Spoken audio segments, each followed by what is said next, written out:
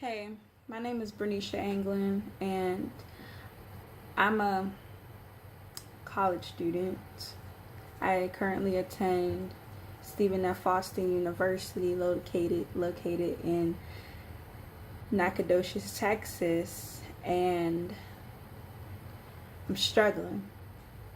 I'm not saying that no one else is struggling, I'm the only one struggling. It's just, you ever strive for something or have this goal, this objective, and when you're so close to reaching it, you have obstacles that are just preventing you from doing so. That's what's going on with me. Not only am I a current college student, but I'm also a survivor. I survived mental and physical abuse of those who I felt were supposed to be my family, those who I felt were supposed to be my protectors, those who I felt I would always have by my side. But that turned out not being the case. I was always told all my life that I would grow up to be nothing, that my dreams would never come true. And hearing that just all the time, every day, it caused me to think. It had me questioning and doubting myself. I always wanted to be an artist, graphic designer to be specific, sorry, grammar. um, but I had a choir teacher who told me that I should major in music. I know nothing about art. I have to have experience in art to do it. And I'm just like, I don't think so. Isn't college for learning? Can I learn how to do it? It's very interesting. It's something I would want to do. And if you're gonna do something for the rest of your life, you gotta enjoy it. In music, I don't see myself in that field. I don't see myself doing or dealing with music because it's not something I want to do. It was just a hobby. And now, yeah. um, she called me out in front of the class one day saying I was going to be set back and I would be in that same chair that I was sitting in then, right in front of her. She said, she just discouraged me. She said I wouldn't make it in art. I wouldn't last. She wanted me to go into community college because she said that my GPA wasn't high enough. Yeah, I struggled. The abuse, me missing so many days of class because I was put into a institution because of false claims by my grandparents, caused me to it caused me to lose so much, including the days I could have been spending at school. And even at the mental institution, it was even rougher because they didn't believe me. They didn't understand what was going on. They assumed I was in the wrong. Maybe I was, but in my situation, was there really anyone who was in the right? Even me. I always had goals. I always had dreams. I always wanted to go to school. I always dreamed of going to Georgia State University, getting that bachelor's degree, then going again to get my master's. The second time when I got that second degree, I imagined seeing my kids and my husband in the crowd, just proud. And now, I don't see that happening because I continue to let people bring me down. I continue to let the words that come out of their mouths just make me feel so. I used to think highly of myself, and now I think of myself being nothing. Not even another person, someone who doesn't belong.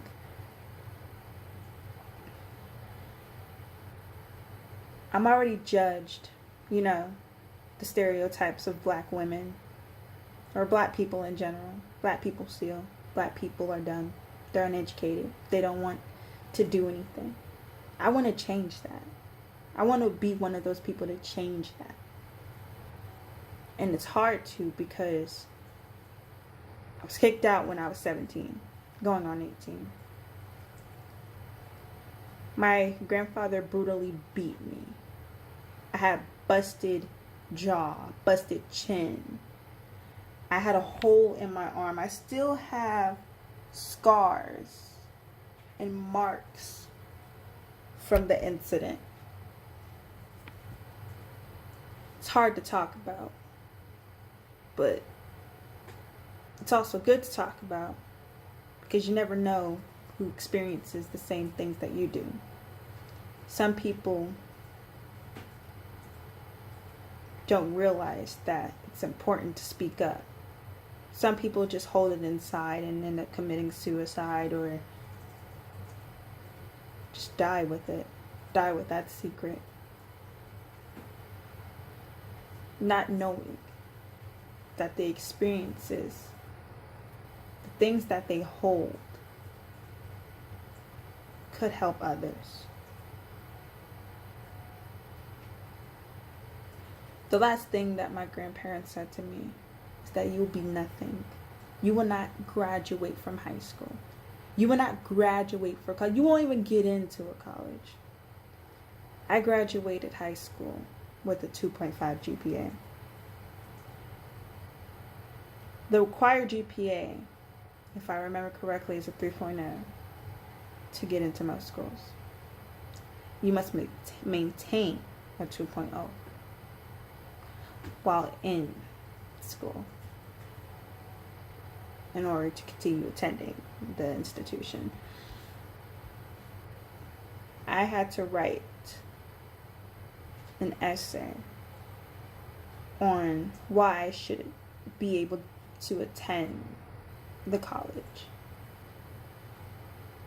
And I wrote a very, very personal essay explaining the traumatic events that happened throughout my life. Many times that I've just wanted to end it all and just say screw it. But I didn't. Continue to keep my head high, because even though it seemed like there were more people against me than with me, I took the few people that I had with me and decided that I need to live on. Decided that they meant more. That it didn't matter. The negativity didn't matter. Only the positive. And so, here I am. In college. Not the college I wanted to originally go to, but it's college. Has great programs. It gives me that opportunity to do what I've always wanted.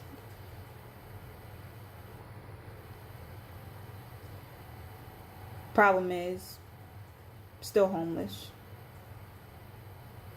I'm still struggling. I have no money. I only have financial aid, which can only give me so much. I'm already owing for one of the semesters. Soon too. Because I can't pay it all. And so I might have to stop going to college and wait it out. And that's not what I want to do. It's really not my plans, and I know there's other alternatives to besides college, but I feel like I'm already behind. I can't drive. I have no car. I have no house. I have no income. I have no job. Feels like I'm just depending on everyone else around me, but all I want is to have the ability to be independent, the ability to take care of myself. I've lost everything. The most precious thing that meant a lot to me. I had a dog named Angel. She's still with my grandmother. My grandma doesn't want her. She wants to put her out on the streets, and I really want my dog, but I know I can't take care of her. So if I'm not able to take care of her, I at least want her with a family that could and cared just as much as I did. I do. And there's sacrifices that you gotta make. And I don't want my education to be one of them. So I started a GoFundMe,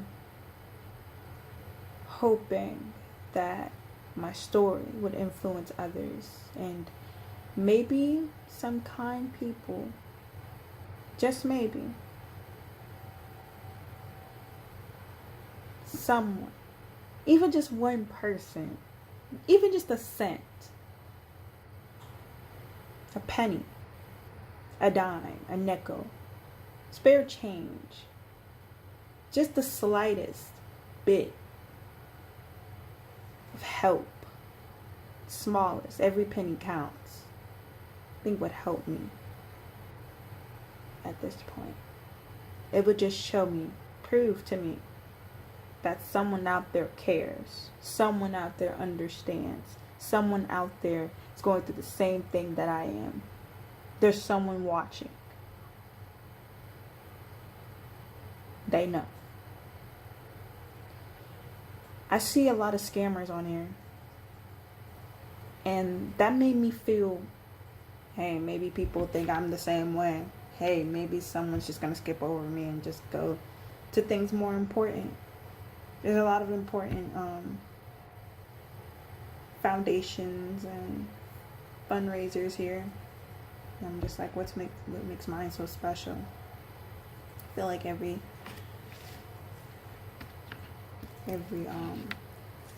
fundraiser is special in their own way. Of course, unless they're just using people. But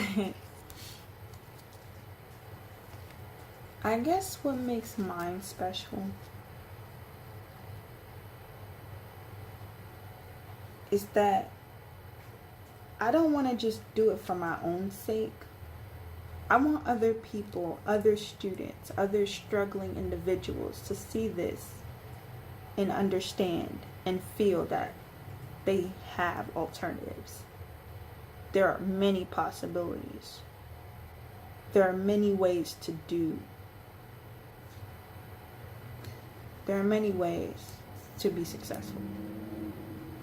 You don't just have to stoop to one. I have friends who said, oh, I'm going to strip. I laugh because I'm just like, so unreal. Why would you do that? They're just like, you got to do what you got to do. Summoned it up. That was summoned it dead because they want to sell drugs. But that's not the way I'm going. I'm going to do it the right way, the legal way, my way.